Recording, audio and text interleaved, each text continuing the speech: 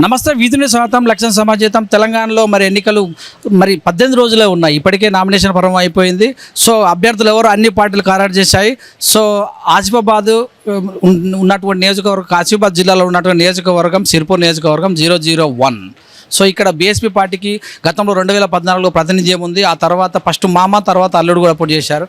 కానీ ఈసారి వాళ్ళిద్దరిని మించి పార్టీ చీఫ్ ఇక్కడి నుంచి కూడా పోటీ చేస్తున్నారు. ఎవరో ఇప్పటికే రాష్ట్ర వ్యాప్తంగా కూడా మనందరికీ తెలుసు. గత కొన్ని నెలలు కూడా ఇక్కడ ఉండి ఖచ్చితంగా ఇక్కడ గెలిచి తత్తా చాటాలనుకొని బహుజనుల పరంగా తన వాణి వినిపించుకోవాలనుకొని మరి ముందుకెళ్తున్నటువంటి వ్యక్తి ఆర్ఎస్ ప్రవీణ్ కుమార్, రేపల్లె శివ కుమార్ ప్రవీణ్ గారు ప్రస్తుతం మనతోటున్నారు. వారిని అడిగి మరి పక్తు రాజకీయాలకు ఆయన అలవాటు పడ్డారా, ప్రజల కోసం ఏం చేస్తారు, ఏనుగు పైన అతనే ఎక్కుతారా, ప్రజలను ఏనుగు పైనకి ఎక్కిస్తారా, వారి మాటలను తెలుసుకుందాం. నమస్తే సార్. ప్రజలు ఏనుగు మీద ఎక్కిస్తానండి. నేను ప్రజల కోసం వచ్చిన, ప్రజలను పాలకులుగా చేయడం కోసం వచ్చిన, నేను వాళ్ళ జీవితాలు బాగు చేయడం కోసం వచ్చిన, నేను అన్ని అధికారం అంతా చూశాను. సో నాకు ఇప్పుడు అధికారం ఏం కొత్త కాదు, కానీ ప్రజలను వాళ్ళకు సంపూర్ణ అధికారాలు ఇచ్చి వాళ్ళనే నిజమైన పాలకులుగా చేయాలని అనుకుంటున్నాను. సో రాజకీయ నాయకులు అంటే పొద్దుగాల అది వార్డ్ మెంబర్ నుంచి అట్లా స్టార్ట్ చేస్తారు. కొంతమంది డబ్బులున్న వాళ్ళు డైరెక్ట్ టికెట్ చేసుకోవడం. మీరు ఆఫీసర్గా మొదలెట్టి జీవితాన్ని రాజకీయ నాయకులుగా మారారు. కొంచెం ఆఫీసర్కి రాజకీయ నాయకులకి తేడా ఉంటుంది. అది అబ్జర్వ్ చేశారా? ఆఫీసర్గా కొన్ని పరిమితులు ఉంటాయి. మనం ఏం మాట్లాడాలన్నా ఆచితూచి మాట్లాడాలి. బట్ రాజకీయ నాయకుడిగా కూడా ఆచితూచి మాట్లాడాలి. కానీ మనకు విశాలమైన క్యాన్వాస్ ఉంటుంది. సో మనం ఇప్పుడు కూడా అంటే నన్ను ఎవరో పైన ఏమంటారు, ఆయన ఏమనుకుంటాడు, ఈయన ఏమనుకుంటాడు, ఆ రూల్ ఏం చెప్తాడు, ఈ రూల్ ఏం చెప్తా, నా ఊకే భయపడాల్సిన అవసరం ఉండదు. మనం స్పష్టంగా మన మనసులో ఉన్న మాటను స్పష్టంగా చెప్పొచ్చు. ప్రశ్నించే గొంతుక అనేది చాలా బలంగా ఉంటుంది. సో మనం దేనైనా, చట్టానైనా ప్రశ్నించవచ్చు, ఎవరినైనా ప్రశ్నించవచ్చు, దేనైనా చేయొచ్చు. కానీ అధికారిగా మీకు ఆ స్వేచ్ఛ ఉండదు. దేశాన్ని మొత్తం పాలిస్తున్న ఒకటి పాలిటిక్స్, ఒకటి చట్టాలు తయారు చేసేది. ఐపీఎస్, ఐఏఎస్ అనేవి ఒక క్యాడరు. సో రాజ్యాంగబద్ధమైనటువంటి పదవులు. సో పాలిటిక్స్ అనేవి ప్రజల చేత ఎన్నుకోబడ్డవి. సో ఈ రెండు ముడిపడే ఉంటాయి. కానీ ఒక రంగాన్ని మీరు మొదట్లో అంటే కొద్ది నెలలు ఉండగానే ఓడిపడ్డానికి కారణం ఏమై ఉండొచ్చు?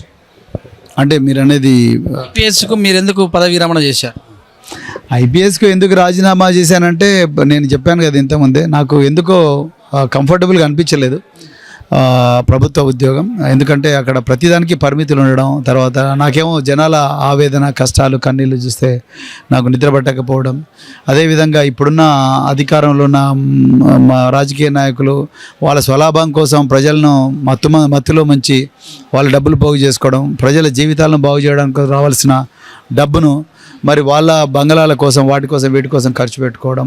దీనివల్ల నేను విసిగిపోయి నేను ఇంకా ఏమంటారు, కొంత మౌనం వహిస్తే ఇంకా ఘోరమైన ప్రమాదం జరిగే అవకాశం ఉన్నదని చెప్పేసి నేను నా ఉద్యోగాన్ని తృణప్రాయంగా వదిలేసి రాజకీయాల్లోకి వచ్చాను. సాంఘిక సంక్షేమ గురుకుల పాఠశాల కార్యదర్శి ఉన్నప్పుడే విద్యార్థులను స్వేర వైపు మలిపించారు. సో అక్కడ అంటే గురుకులాలను మంచి క్రమ పద్ధతులు నడిపారు. సడన్గా మారితే ఇప్పుడు ఆ గురుకులాలు అనాథలు అయిపోయినట్టు కూడా చాలామంది అంటారు. దీని ఎలా చూడండి? అవును, అనాథలు అయిపోయినాయి మాట వాస్తవమే. కానీ త్వరలోనే మళ్ళీ మేము అధికారంలోకి వస్తాం. అధికారంలోకి వచ్చిన తర్వాత మళ్ళీ స్వర్ణయుగంలోకి ఆ బిడ్డలను తీసుకొని వెళ్తాం. నిజానికి రాజకీయాల్లోకి వచ్చింది అలాంటి బిడ్డల కోసం వచ్చిన, కులాలకు మతాలకు అతీతంగా అలాంటి బిడ్డల కోసం నేను రాజకీయాల్లోకి వచ్చిన కాబట్టి నేను మళ్ళీ ఆ గురుకులాలను బతికిస్తా, గురుకులాల సంఖ్య పెంచుతాం, అంతర్జాతీయ స్థాయిలోకి తీసుకెళ్తాం. వాటి మీరు బహుజనుల వాదం నమ్ముకున్నటువంటి కొంతమంది మీ వెంట ఉన్నారు, కానీ సడన్గా పార్టీలోకి రామంటే రాలేదు. సో దీన్ని ఎలా చూడాలి? వస్తారు, ఒక్క రోజులో మారారండి. ఎందుకంటే ఒక 75 సంవత్సరాలు దోపిడీ వర్గాల రాజకీయాన్ని చూసిన వాళ్ళు ఒక్క రోజులో పూర్తిగా మారాలంటే మారరు. తప్పనిసరిగా ఇవాళ కాకపోయినా రేపైనా వస్తారు. ఇప్పుడు చూస్తే అన్ని పార్టీల కన్నా అధికంగా బహుజన్ సమాజ్ పార్టీ దాదాపుగా 50% బీసీలకు టికెట్ ఇచ్చింది. సో ఒక్క రోజులో రారు, వస్తారు. తిరుమల లాంటి వారు నోరు తెరిస్తే బహుజన వాదం అంటారు. సో ఆయన ఫస్ట్ పట్టుకున్న కాంగ్రెస్, తర్వాత బీజేపీ, తర్వాత టీజేఎస్ ఇలాగా. సో అలాంటి వాళ్ళని చూస్తే ఇబ్బంది అనిపేదా ప్రజలకు? లాస్ట్కి పోయి మళ్ళీ కాంగ్రెస్లోనే కలిచారు. కాంగ్రెస్ ఒక సామాజిక వర్గానికి కొమ్ముగా వస్తుంది అని చెప్పినటువంటి బహుజన నోరు తెరిస్తే బహుజనవాది అంటారు. ఇలాంటి వాళ్ళని చూసినప్పుడు మీకే అనిపిస్తుంది? వాళ్ళకు లైఫ్లో క్లారిటీ లేదని అనిపిస్తుంది. నిరంతరం వాళ్ళు కన్ఫ్యూజ్ కావడం, జనాలను కన్ఫ్యూజ్ చేయడం తప్ప ఇంకోటి చేయడం లేదు. నిజానికి తీన్మార్ మల్లన్న గారు మరి ఆయన క్యూనిస్ ఛానల్లో ఎప్పుడు కూడా బహుజనవాదం గురించే మాట్లాడతారు. సడన్గా ఏ వర్గాలైతే ఈరోజు సమాజం పూర్తిగా దోపిడీకి గురవడానికి కారణమో, ఏ వర్గాల దగ్గర అయితే సమాజానికి దగ్గర ఉండాల్సిన సంపద, మరి ముఖ్యంగా పేద ప్రజల దగ్గర ఉండాల్సిన సంపద ఆ వర్గాల దగ్గర ఉందో, ఆ వర్గాల పంచని మళ్ళీ ఆయన చేరిండు. మరి ఇన్ని రోజులు ఆయన చూసిన ప్రజలు, ఆయన ఛానల్లో ఆయన మాటలు విన్న శ్రోతలు వాళ్ళందరూ ఏమనుకుంటారు. సో కొంత నిరాశ కలిగింది. కానీ ఐ థింక్ ఇలాంటి వాళ్ళు ప్రతి సమాజంలో ఉంటారు. మనం అలాంటి వాళ్ళని చూసి మనం అలా తయారు కాకూడదు, ఆ విధంగా తయారు కాకూడదు అనే జాగ్రత్తతో పోవాల్సిందే తప్ప ఇప్పుడు తీర్మానం మార్చే ప్రయత్నం నేను చేయను. ఆయన చిన్నోడుగా మారవడానికి. సో ఈ వాదాన్ని నమ్మి వచ్చిన వాళ్ళని నేను పోతా. సో మీరు ఈ తెలంగాణలో బహుజనవాదాన్ని ఎలా చూశారు? సో 119 నియోజకవర్గాలలో మీకు ఏమనిపించింది? తెలంగాణ బహుజనవాదంతో ఇప్పటికే బాగా పునీతమై ఉన్నది. సో బహుజనవాదం తెలంగాణకి ఏం కొత్త కాదు. తెలంగాణ ఉద్యమం ఒక బహుజన ఉద్యమం. సాయుధ తెలంగాణ రైతాంగ పోరాటం కూడా ఒక బహుజన పోరాటమే. సో బహుజనులే తామే సైనికులై తామే సైన్యాధికారులై బహుజనవాదాన్ని నడిపించిండ్రు. ఆ రోజు సాయుధ తెలంగాణ రైతాంగ పోరాటం కావచ్చు, ఈనాడు తొలిదశ తెలంగాణ ఉద్యమం, మలిదశ తెలంగాణ ఉద్యమం అన్నీ కూడా మరి తెలంగాణ ప్రజలు వాళ్ళే నడిపించిండ్రు. సో బహుజనవాదం కొత్తది కాదు. ఒకటి ఏంటంటే వాళ్ళు ఒక మంచి నాయకుడి కోసం, క్రెడిబిలిటీ ఉన్న నాయకుడి కోసం ఎదురు చూసిండ్రు. సో నన్ను ఆ నాయకుడిగా చూసుకుంటున్నారు కాబట్టి ఐ థింక్ తెలంగాణలో బహుజనవాదం మహర్దశలో వస్తుంది. తప్పకుండా నేను ఆ దశకు దాన్ని బహుజనవాదాన్ని తీసుకెళ్తానని నేను చెప్తున్నాను. ఏ ఉద్యమమైనా ఒకప్పుడు ఒక దశలో ఉన్నది. స్వాతంత్ర ఉద్యమం ఒకటి, తెలంగాణ ఉద్యమం ఒకటి. అప్పుడు ప్రజలు చైతన్యమయ్యారు. కానీ ఈ బహుజనవాదం ఇప్పుడున్న పరిస్థితులలో సో అంటే ఇప్పుడు పార్టీలో ఉన్నాయి, వాదం ఉంది. ఇప్పుడు మీది పార్టీ వాదము. సో కానీ ఆర్థికంతో ముడిపడింది. దీన్ని ఎలా చూడాలి? ఆర్థికం ఏ వాదానికైనా మొదట్లో ప్రజలే దాన్ని మోస్తారు. సో ప్రజలు మోస్తారు. తర్వాత ఆ వాదం ఆ పార్టీ తన వనరులు తానే సమకూర్చుకుంటుంది. కానీ మొదట్లో అయితే ఈ పార్టీని బతికించేది ప్రజలే, అనాదిగా బతికిస్తున్నది ప్రజలే, ఇప్పుడు కూడా బతికిస్తున్నది ప్రజలే. సో మేము ఆ విషయంలో చాలా స్పష్టమైన క్లారిటీ మాకుంది. సో మేము దాని గురించి పెద్దగా ఆందోళన చెందడం లేదు. మేనిఫెస్టోలు అన్ని పార్టీలు ఒక ఆరు హామీలతో ఒక పార్టీ ఉన్న మేనిఫెస్టోనే ఒక 1000 రూపాయలు 2000 మార్చి టీఆర్ఎస్ పార్టీ తీసుకొచ్చింది. సో మీరు 10 నినాదాలతో ముందుకెళ్తారు. సో ఎలా తీసుకెళ్తారు ప్రజలు? మా మేనిఫెస్టో అద్భుతంగా క్లిక్ అయిందండి. సో వాళ్ళు ఏంటంటే జనాలను డబ్బులు తీసుకునే బిచ్చగాళ్ళలాగా మారుద్దాం అనుకున్నారు. మేమేమో జనాలకు అధికారం ఇద్దాం అనుకున్నాం, ఒక తరాన్ని కాపాడాలనుకున్నాం, 10 తరాలను కాపాడాలనుకున్నాం.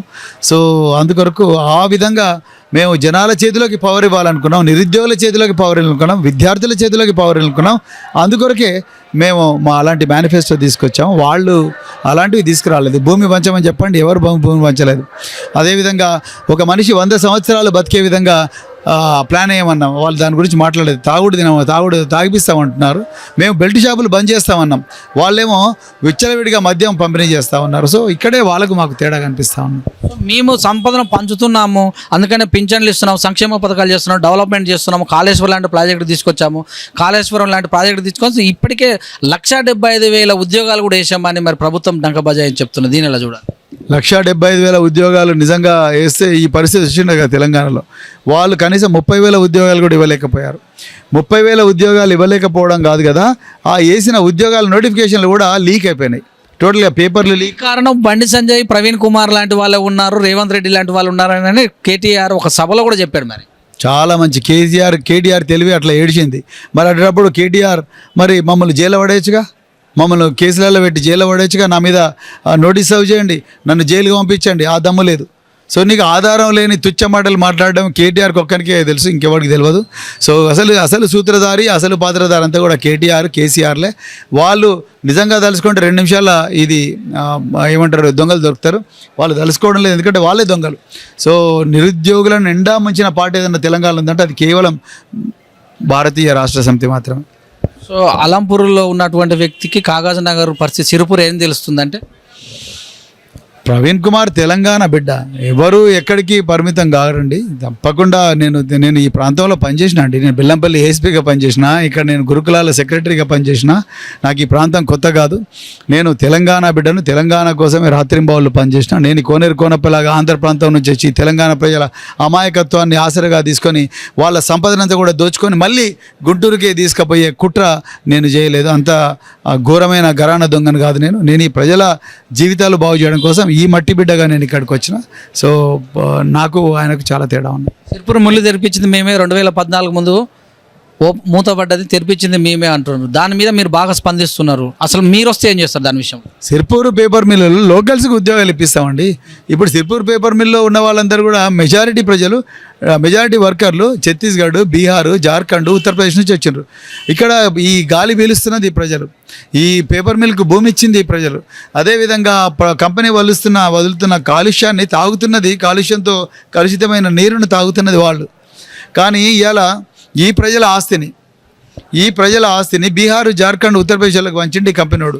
మరి ఆనాడు కోనేరు కోనప్ప ఏం చేసిండు? కేసీఆర్ ప్రభుత్వం ఏం చేసింది? ఏం చేయలే. పూర్తి అమ్ముడు పోయినారు జేకే ఇండస్ట్రీస్కు. వీళ్ళ నోట్ల మట్టి కొట్టిండ్రు. మళ్ళీ వీళ్ళని అమాయకత్వాన్ని ఆసరగా తీసుకొని వీళ్ళు నాశనం చేసిండ్రు. ఆ పరిస్థితి రాకూడదని నేను ఈరోజు మరి సిర్పూర్ పేపర్ మిల్ల వర్కర్ల వైపున నిలబడ్డా.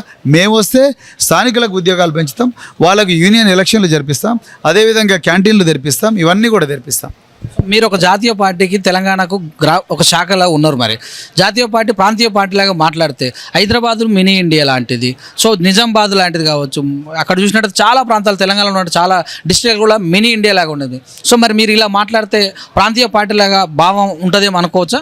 లేదండి, మేము ప్రాంతీయ పార్టీ, మేము వాస్తవాలు మాట్లాడుతున్నా. నేను వలసలు ఇక్కడికి రావడం తప్పని అంటలేను కదా. వలస వచ్చి ఇక్కడ ప్రజల అమాయకత్వాన్ని ఆసరగా తీసుకొని వీళ్ళకి రావాల్సిన అవకాశాలన్నీ కూడా వాళ్ళే తీసుకొని ఇక్కడి సంపాదన అంతా కూడా వాళ్ళ ప్రాంతానికి పంపించిన దాని మీదనే, ఆ దోపిడీ మీదనే నేను మాట్లాడుతున్నా. వలస రావడం తప్పని అనలేదు కదా. ఎవరో ఎక్కడో పూర్వంలో ఎక్కడో ఇంకో ప్రాంతానికి వలస పోయి ఉంటారు. మనిషి ఒక ప్రాంతానికి, అసలు ఈ దేశాల సరిహద్దులు, ఈ రాష్ట్రాల సరిహద్దులు మీకు ఎక్కడ గోడలే ఉండవు. మనిషి గీసిన ఊహాత్మకమైన గీతనే. నేనేమంటున్నా అంటే, ఒక ప్రాంతం నుంచి ఇక్కడికి వచ్చినప్పుడు ఈ ప్రాంత ప్రజల అమాయకత్వాన్ని ఆసరా తీసుకొని ఈ ప్రాంత ప్రజలను నిరంతరం అణిచివేస్తూ భయంలో పెడుతూ ఇక్కడి సంపాదన అంతా కూడా ఆనాడు బ్రిటిష్ వాళ్ళు ఎట్లయితే కాటన్ తీసుకుపోయి బర్మింగ్హామ్ మిల్ల పెట్టినరో, ఇవాళ వీళ్ళు ఇక్కడ కలప, లేకపోతే కంకర, లేకపోతే ఉసిక, ఇవన్నీ తీసుకుపోయి గుంటూరు, విజయవాడలో పెట్టుకుంటున్నారు. అదే తప్పని నేను అంటున్నాను. 23 సంవత్సరాల నుంచి ఇక్కడే ఉన్నాం, 3 నెలల నుంచి వచ్చి మీ ప్రాంతం వాసి అంటే ఎట్లా? 63 సంవత్సరాల నుంచి ఇక్కడే ఉన్నారు, కానీ మీ గుండె ఎక్కడ ఉన్నది? మీ గుండె గుంటూరులో ఉన్నది, మీ గుండె విజయవాడలో ఉన్నది, మీ గుండె ఆంధ్ర ప్రాంతం నుంచి వచ్చిన వాళ్ళకి సపోర్ట్ చేయాలని ఉన్నది. ఇక్కడ గిరిజన గూడాల గురించి ఆలోచిస్తలేవు, ఇక్కడ ఏమంటారు మహర్ల గురించి ఆలోచిస్తలేవు, ఆర్య కులసుల గురించి మాలి కులసుల గురించి ఆలోచిస్తలేవు, ఇక్కడ రైతుల గురించి ఆలోచిస్తలేవు, రైతు కూలీల గురించి ఆలోచిస్తలేవు. ఇక్కడ ప్రాంత ప్రజలు పూర్తిగా వాళ్ళ జీవితాలను కూడా శిథిలావస్థకు చేరినాయి. నేను 3 సంవత్సరాలు వచ్చినా 30 సంవత్సరాలు వచ్చినా కాదు, నీ గుండె ఎవరి వైపు ఉన్నదనేది ఇంపార్టెంట్. నేను ఇక్కడ ఉన్న స్టూడెంట్స్కు స్టడీ మెటీరియల్ ఇస్తున్నాము, నిత్య అన్నదానం పెడుతున్నాము, ఇవన్నీ కానరాట్లేదా అంటే? చాలా మంచి ప్రశ్న, ధన్యవాదాలు అడిగినందుకు. ఇవాళ మాకు అన్నం లేదు, అన్నం పెట్టమని అడిగినారు ఎవరైనా కోనప్ప గారిని? మాకు స్టడీ మెటీరియల్ లేదు, మాకు ఇవ్వండి అని అడిగిన రాయని వాళ్ళ వంటి మీద ధర్నా చేసిండ్రా, వాళ్ళంటే రాస్తారోకలు చేసిండ్రా? లేకపోతే నీ ఎలక్షన్ మేనిఫెస్టోలో ఎప్పుడైనా నేను వీళ్ళకి అన్నం లేదు, నేను అన్నదానం చేస్తానని చెప్పినావా? ఇదంతా కూడా కేవలం ఆనాడు మాఫియా డాన్లు పేద ప్రజలకు గుడి కట్టించి వెనక నుంచి పూర్తిగా దోపిడీ చేసేవాళ్ళు, పేద ప్రజలకు అన్నదానం చేసి వెనక నుంచి పూర్తిగా దోపిడీ చేసేవాళ్ళు. ఈరోజు ఆనాటి మాఫియా డాన్లకు ఈ రోజున్న ఎమ్మెల్యే కోనేరు కోనప్ప గారికి ఏమీ తేడా లేదు. అసలు నిత్య అన్నదానం ఎవరు అడిగినరండి? మీరు ప్రజలు అన్నం దానం చేసే విధంగా తయారు చేయండి, వాళ్ళని రైతులు అన్నం దానం చేసే విధంగా తయారు చేయండి. అది చేయకుండా వాళ్ళ కాళ్ళ మీద నిలబడే విధంగా తయారు చేయండి, వాళ్ళ ఉద్యోగాలు తయారు చేయండి. మీరు ఏ గ్రామం పైన కూడా ప్రభుత్వ ఉద్యోగస్తులు అసలు దొరకరు మీకు. చాలా గ్రామాల్లో నేను స్పెసిఫిక్గా అడుగుతా, ప్రతి గ్రామంలో నీ దాంట్లో ప్రభుత్వ ఉద్యోగులు అంటే లేరంటారు. మరి నీ అన్నదానం ఎవరు కాలేవు? విద్యాదానం చేయి, ఉద్యోగదానం చేయి. ఈ కోచింగ్ మెటీరియల్ అంటారు, కోచింగ్ మెటీరియల్ ఎక్కడ కోచింగ్ సెంటర్ పెట్టారు చెప్పండి? ఒకటి ఎలక్షన్ల ముందర సడన్గా కోచింగ్ సెంటర్ వస్తుంది, అది ఎక్కడో వస్తుంది, దాని తర్వాత మళ్ళీ క్లోజ్ అయిపోతుంది. సంవత్సరం పొడిగిన కోచింగ్ సెంటర్లు ఎందుకు పెట్టలేదు? అన్నదానం ప్లేస్లో కోచింగ్ సెంటర్ పెట్టి విద్యాదానం చేయి. ఎవడైతున్నాడు? విద్యాదానం చేసి ఎవరు అడిగారు? లైబ్రరీ ఏమో శిథిలావస్థలు ఉంటుంది, అన్నదాన సత్రం మాత్రం బాగా ప్రమోట్ చేస్తుంది. మరి అన్నదానం కాదు విద్యాదానం చేయాలనే ఆలోచన ఎందుకు రాలేదు ఎమ్మెల్యేకు? ఇదంతా ఏంటంటే జనాలను మోసం చేయడం. జనాలు చదువుకుంటే ప్రవీణ్ కుమార్ లాగా తయారవుతారు, జనాలు చదువుకుంటే వీడి దోపిడీ మీద ప్రశ్నలు అడుగుతారు. అందుకొరకే మరి అలా ఈ డ్రామా ఆడుతున్నాడు ఇక్కడున్న ఎమ్మెల్యే. అందరికీ పింఛన్లు ఇస్తున్నాము, 4,000 నుంచి 6,000 కూడా చేస్తాం మేము గెలిస్తాయని చెప్తున్నారు. సో చూసినట్టయితే ఏదైతే అణగారిన వర్గాలు ఉన్నారో వాళ్ళు కుంటుపడిపోకుంటున్నందుకు ఒక క్యాన్సర్ లాగా ఉన్న వ్యవస్థకు 10 లక్షలు కూడా ఇస్తున్నామని మీ ప్రభుత్వం చెప్తుంది. మరి ఇంతకంటే ప్రవీణ్ కుమార్ వస్తే ఏం చేస్తాడంటే? వాళ్ళు ఇచ్చే పింఛన్లు ఎంత అండి? 2000. అది కూడా అది మన ఏదో 3016లో 4016లో అన్నారు ఓట్ల కోసం. ఇప్పుడు ఉన్నోళ్ళకే సఖి ఇవ్వలేకపోతున్నాడు. నెలకు 1వ తారీఖు జీతాలు ఇవ్వలేవు, నెలకు 1వ తారీఖు నాడు పింఛన్లు ఇవ్వలేవు. గ్రామంలో ఎంతోమంది అర్హులు ఉన్నారు, వితంతువులు ఉన్నారు, తర్వాత వృద్ధురాళ్ళు ఉన్నారు, తర్వాత చాలామంది దివ్యాంగులు ఉన్నారు. వాళ్ళకే సరిగా పింఛన్లు రావడం లేదు. కొత్త పింఛన్లు అయితే టోటల్గా బందే అయిపోయినాయి. సో ఇవాళ వీళ్ళు కేవలం చేసేది చారానా, చూపించేది బారానా అండి. వీళ్ళ వల్ల కాదు. అదేవిధంగా 10 లక్షలని మీరు అన్నారు. ఎక్కడున్నాయి 10 లక్షలు? చూపించండి. ఎవరికి ఇచ్చారు, ఎంతమందికి ఇచ్చారు? ఆ డేటా తీసి ప్రజల ముందర పెట్టండి. ఏ పార్టీ వాళ్ళకి ఇచ్చారు చూపించండి. ఇదంతా కేవలం ప్రజలను ఓట్ల కోసం, వాళ్ళ మీద ఆధారపడే బిచ్చగాళ్ళుగా తయారు చేయడం కోసం ఈ స్కీమ్లను వచ్చినాయి. వాళ్ళ కాళ్ళ మీద వీళ్ళు నిలబడే పరిస్థితి ప్రజలకు లేదు. అది కేవలం బహుజన్ సమాజ్ పార్టీ మాత్రమే చేయగలదు. మొత్తం మీద చూస్తే ఎన్ని సీట్లు వచ్చే అవకాశం ఉంది? మీ క్యాంపెయినింగ్ ఎట్లుంది? మీ క్యాంపెయినింగ్ మొత్తం సిర్పూర్కేనా మొత్తం తిరిగే అవకాశం ఉంది? లేదండి, నేను రాష్ట్రం అంతా తిరుగుతాను. త్వరలోనే షెడ్యూల్, ఈరోజు సాయంత్రకాల షెడ్యూల్ రిలీజ్ చేస్తున్నాం. సో రాష్ట్రం అంతా చేయబోతున్నాం మేము. సిర్పూర్ పైన మీ ప్లాన్ ఏంది అసలు? మా ప్లానే ఉందండి, 1,00,000 మెజార్టీతో గెలవటం కాదు, మీరేం చేస్తారు? అచ్చా, సిర్పూరుని ఏం చేస్తాం? చాలా మంచి ప్రశ్న అండి. సిర్పూర్ SPM మాత్రమే ఆధారపడుతున్నది. అలా సిర్పూర్లో అర్జెంటుగా నేను చేయాల్సిన పని రోడ్ నెట్వర్క్ అండి. రోడ్ నెట్వర్క్ చాలా చాలా దయనీయమైన స్థితిలో ఉంది. చాలా 50% ఆఫ్ ద గ్రామాలకు పక్కా రోడ్డు లేదు. వానాకాలంలో at least 30 to 40% of the villages అసలు వీటికి మెయిన్ పట్టణానికి కనెక్ట్ కావు. అసలు 2 మండలాల పూర్తిగా కనెక్షనే పోతుంది. ఓకే, సో అర్జెంటుగా రోడ్లు వేయించాల్సిన అవసరం ఉంది మొట్టమొదటిది. రెండోది, ఉపాధి కల్పనకు చాలా పరిశ్రమలు పెట్టాల్సి ఉంది, అది కూడా పెట్టాలి. మూడవది, చాలా కాలేజీలు పెట్టాలి సిర్పూర్ ప్రాంతానికి. ఆ కాలేజీ కూడా ప్రస్తుతానికి సిర్పూర్లో లేవు. అదేవిధంగా నాలుగోది, ఒక హెల్ప్ లైన్ ఏర్పాటు చేద్దాం అనుకుంటాం. 24/7 సిర్పూర్ ప్రజలకు ఎప్పుడు ఏ సమస్య ఉన్నా వాళ్ళకు ఒక హెల్ప్ లైన్ ఏర్పాటు చేద్దాం అనుకుంటున్నాం. అదేవిధంగా హెల్త్ లైన్ కూడా, అంటే హెల్ప్ లైన్తో పాటు ఒక హెల్త్ కేర్, అంటే వాళ్ళని కంటిన్యూస్గా వాళ్ళ ఆరోగ్యాన్ని మానిటర్ చేసే విధంగా హెల్త్ కేర్ సెంటర్స్ కూడా ఓపెన్ చేద్దాం అనుకుంటున్నాం. అదేవిధంగా మరి సిర్పూర్ ప్రజల కోసం ఇంకొకటి, మాలీ కులస్తులను ST జాబితాలో చేర్చడం కానీ, లేకపోతే నామశూద్రులను షెడ్యూల్ కాస్ట్ జాబితాలో చేర్చడం కానీ, ఆర్య కులస్తులను కేంద్రంలో ఉండే OBC జాబితాలో చేర్చడం కానీ, ఇలాంటి విప్లవాత్మకమైన నిర్ణయాలు కూడా మేము త్వరలోనే తీసుకోబోతున్నాం సిర్పూర్లో ప్రజలు గెలిపించిన తర్వాత. అదేవిధంగా సిర్పూర్కు ఒక అభివృద్ధి మండలి అని పెట్టి అన్ని రంగాల్లో కూడా సిర్పూర్ను నెంబర్ 1 స్థానంలో తీర్చబోవడానికి, దేశంలో కాదు ప్రపంచంలో ఎక్కడ నిధులున్నా కూడా అవన్నీ సిర్పూర్కి తీసుకొచ్చి ఇక్కడ ఖర్చు పెట్టడం కోసం మేము ఒక బృహత్తరమైన ప్లాన్ కూడా వేస్తూ ఉన్నాం. కాగజ్నగర్ పట్టణం పూర్తిగా శిథిలావస్థలో ఉన్నది. ఒక ఘోరమైన, అంటే శిథిలావస్థ అంటే ఇక పతనావస్థకు చేరుకున్నది. అలాంటి కాగజ్నగర్ పట్టణాన్ని అద్భుతంగా సుందరంగా తీర్చిదిద్దేదానికి కూడా ప్లాన్లు వేస్తూ ఉన్నాం. గతంలో 3 గెలిచారు 2014లో, వాళ్ళంతా కూడా కారెక్కారు. సో ఒక సిరిపూర్లో ఒక RS ప్రవీణ్ కుమార్ గెలిపితే కేంద్రంలో లేదు, రాష్ట్రంలో వస్తుందో రాదో తెలియని పార్టీలో ఉంటే నిధులు వస్తాయా అనే ఒక ప్రశ్న కూడా ఉంది. మరి మంచి ప్రశ్న. మనసుంటే మార్గం ఉంటుందండి. ఇంగ్లీష్లో సామెత ఉంది, where there is a will there is a way. So మనసుంటే మార్గం ఉంటుంది. నువ్వు ఏ పార్టీలో ఉన్నావు అనేది ముఖ్యం కాదు. నువ్వు ఎమ్మెల్యేగా నీ విధులను సక్రమంగా నిర్వర్తించగలిగితే, ఈ పిల్లలే నా బిడ్డలు, ఇక్కడున్న ప్రజలే నా బిడ్డలు, లేకపోతే నా అన్నలు, నా తమ్ములు, నా కుటుంబ సభ్యులు అనుకున్నప్పుడు తప్పకుండా నిధులు ఎక్కడి నుంచి వస్తాయి. ఇక్కడ అపోజిషన్లో ఉన్నంత మాత్రాన నిధులు పోతాయనే దానికి లేదు. ఎక్కడున్నా ఎమ్మెల్యే తన డ్యూటీ తను కరెక్ట్గా నిర్వర్తిస్తే నిధులు ఆటోమేటిక్గా వస్తాయని నేను నమ్ముతున్నాను. మేధావులు అయినటువంటి జయప్రకాష్ నారాయణ గారు విజిల్ గుర్తుతోటి కుకటిపల్లిలో గెలిచారు, తర్వాత కాన్ రాకుండా పోయారు. అదే కోవకు చెందినటువంటి వ్యక్తి మీరు. సో మరి మీరు అదే పందా ఉంటుందా? మీ పంద ఎలా ఉంటుంది? నేను అదే కోవకు చెందిన వ్యక్తిని కాదు. నేను జయప్రకాష్ నారాయణ గారు ఇంకా రాజకీయాల్లో ఉంటే బాగుంటుండే అని అనిపించింది. నేను వారిని అదే అన్నాను. అతను వ్యక్తిగత కారణాల వల్ల వారు రాజకీయాల్లో కంటిన్యూ కావడం లేదు. కానీ నేను చివరి వరకు కూడా రాజకీయ నాయకుడుగా బతకడానికి వచ్చాను. నేను గెలుపు ఓటములతో నిమిత్తం లేకుండా రాజకీయాలను, ప్రజల సమస్యలను పరిష్కరించే ఒక గొప్ప వేదికగా రాజకీయాలను చూడాలనుకుంటున్నాను. కాబట్టి నేను జయప్రకాష్ నారాయణ లాంటి తప్పులు నేను చేయనని అనుకుంటున్నాను. ఉత్తరప్రదేశ్లో ప్రస్తుతం ఉన్న పరిస్థితి మీ పార్టీ గురించి తెలుసు. తెలంగాణలో మరి మీరు ఏనుగు తిరుగుతుందంటారా? మీరు చూస్తారుగా, నవంబర్ 30 తారీఖు నాడు, డిసెంబర్ 3వ తారీఖు నాడు రిజల్ట్స్ వస్తే తెలంగాణలో బహుజన్ సమాజ్ పార్టీ ఏం చేయబోతుందో చూస్తారుగా. సో నీలమ్మకు టికెట్ ఇచ్చారు మీరు, మరి మీ పార్టీలో అంతమందికి ఒకరు అనౌన్స్ చేసి లాస్ట్ మూమెంట్ అలా ఇస్తే మీ పార్టీ కూడా మిగతా పార్టీలకు తేడా లేదేమో అనిపిస్తుందేమో. మా పార్టీలో నీలమ్మది తప్ప ఎవరిని అనౌన్స్ చేయలేదండి. పటాన్ చెరువుకు నీలమ్మదికే ఇచ్చాము, మా పార్టీలో వేరే వాళ్ళకి ఇవ్వలేదు. ఏం చెప్తారు ఓటర్కి మా టీవీ తరపు B3 తరపున మరొకసారి ఓటర్లందరికీ కూడా హృదయపూర్వక ధన్యవాదాలు. మీరందరూ కూడా మరి ఇన్ని సంవత్సరాలు బహుజన వాదంతో నడుస్తున్నందుకు, బహుజన వాదంను మీరు సొంతం చేసుకున్నందుకు మీ అందరికీ కూడా ధన్యవాదాలు. నవంబర్ 30 తారీఖు నాడు రాబోయే ఓట్లలో ఈ అధికార పార్టీ కానీ, దోపిడీ పార్టీలు ఇచ్చే ఆ డబ్బుల కోసం, లేకపోతే లిక్కర్ కానీ, లేకపోతే ఎలాంటి ప్రలోభాలకు లొంగకుండా మన బిడ్డల భవిష్యత్తు కోసం, నిరుద్యోగులకు ఉద్యోగాల కోసం, కౌలు రైతుల సంక్షేమం కోసం, మన ఇండ్లు బాగుపడడం కోసం, మన భూములకు నీళ్లు రావడం కోసం, అవినీతి లేకుండా ఉండడం కోసం, అవినీతి చేసిన ఈ దొంగలను, రాబందులను జైలుకు పంపించడం కోసం ఒక్క అవకాశం ప్రవీణ్ కుమార్కు, బహుజన్ సమాజ్ పార్టీకి, మిగతా అందరికీ కూడా ఇవ్వాల్సిందిగా, మిగతా బహుజన్ సమాజ్ పార్టీ అభ్యర్థులందరికీ కూడా ఇవ్వాల్సిందిగా కోరుకుంటూ మరొకసారి ధన్యవాదాలు చెప్తూ జై భీమ్, జై భారత్, జై బహుజన తెలంగాణ. ఒక క్వశ్చన్ మిగిలిపోయింది సార్. బండి సంజయ్ మతాల మధ్యన చిచ్చు పెడితే ఆర్ఎస్ ప్రభుత్వం కులాల మధ్యన కూడా చిచ్చు పెట్టే సందర్భాలు ఉన్నాయి అని అంటున్నారు. దీని ఎలా చూడాలి? చాలా మంచి ప్రశ్న, ధన్యవాదాలు అడిగినందుకు. బండి సంజయ్ మతాల మధ్యన చిచ్చు పెట్టడానికి వస్తున్నాడు. ప్రవీణ్ కుమార్ కులాలను మతాలను కలపడానికి వస్తున్నాడు. ప్రవీణ్ కుమార్ రాజ్యాంగాన్ని రక్షించడానికి వస్తున్నాడు. బండి సంజయ్ రాజ్యాంగాన్ని ధ్వంసం చేయడానికి వస్తున్నాడు. ప్రవీణ్ కుమార్కు, బండి సంజయ్కు అదే తేడా. బండి సంజయ్ కూడా ఈ విషయం తెలుసు. బండి సంజయ్ కేవలం ఒక పావు మాత్రం ఈ చదరంగంలో. ఆయన వెనక ఆర్ఎస్ఎస్ ఉంటుంది. ఆర్ఎస్ఎస్ వాళ్ళు ఆడిపిస్తున్న ఈ నాటకమే ఈరోజు బీజేపీలో చాలామంది చేస్తున్న నాయకులు. దానికి బండి సంజయ్ ఒక బాధితుడు. ఆయనకు కూడా ఆ విషయం తెలుసు.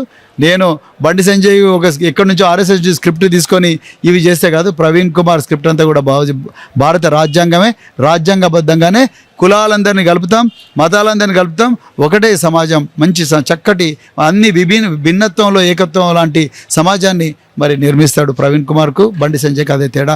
బీఎస్పీకి, బీజేపీకి కూడా అదే తేడా. రిపోర్టర్లకు టికెట్ల విషయంలో ఏమైనా ఆలోచించారా? ఒకరిద్దరు రిపోర్టర్లకు ఇచ్చినట్టుగా గుర్తు. పూర్వాశ్రమంలో వాళ్ళు జర్నలిస్టులుగా పనిచేసిన అనుకుంటా. సో ఇస్తాము, తప్పకుండా ఇస్తాం. వాళ్ళకు నాయకత్వ లక్షణాలు ఉండి ప్రజల కోసం పాటుపడే తత్వం ఉంటే తప్పకుండా ఇస్తాం. Thank you sir. Thank you అండి.